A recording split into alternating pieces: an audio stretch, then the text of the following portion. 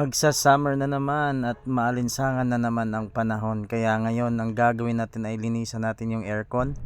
Matagal ko na pala tong plano na linisan ang gamit na nagbibigay sa amin ng lamig sa mainit na panahon.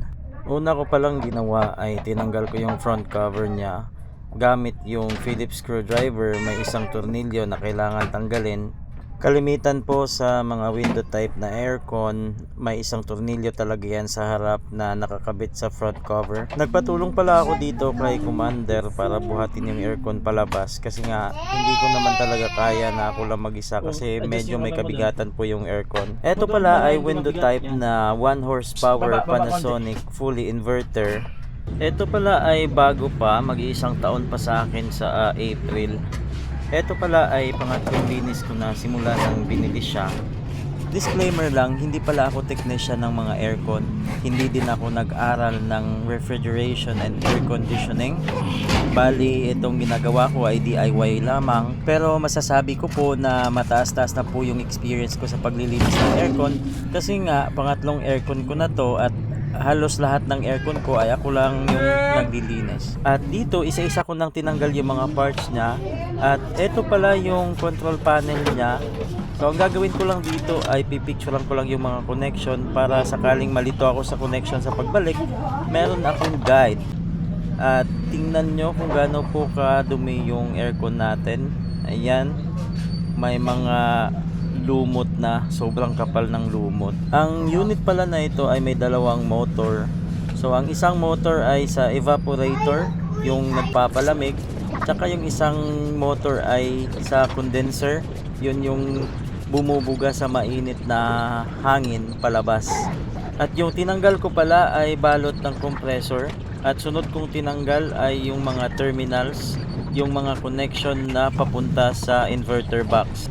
At itong sunod na tinatanggal natin, ito pala yung inverter box. Ito po ay bawal mabasa, kaya ang pwede nyong gawin, balutin nyo ng plastic o di kaya tanggalin nyo siya ng buo kung masipag kayo maghanap ng connection nya. Pero ako kasi tinatamad ako magtanggal ng mga connections, ginagawa ko, binabalot ko ng plastic. Kung makikita nyo, binalot ko yung inverter box, dalawang motor at saka control panel. At ang sunod kong ginawa ay hinanda ko yung pressure washer at nagmix ng solution na panlinis sa aircon. At saka pala mga kapuyat, hindi ko po ini-encourage dito yung pag-DIY ng paglilinis ng aircon kasi nga sobrang maselan po yung aircon. At dito ay in-spray ko na yung solution na minix natin kanina, so magkabilaan yan. In-spray ko siya sa evaporator coil at sa condenser coil. At hayaan mo lang siya mga 10 minuto para makapenetrate yung solution natin. At pagkalipas ng 10 minuto ay binanlawan ko na siya. Dito pala ay kailangan mong banlawan ng maigi kasi nga gumamit tayo ng solution.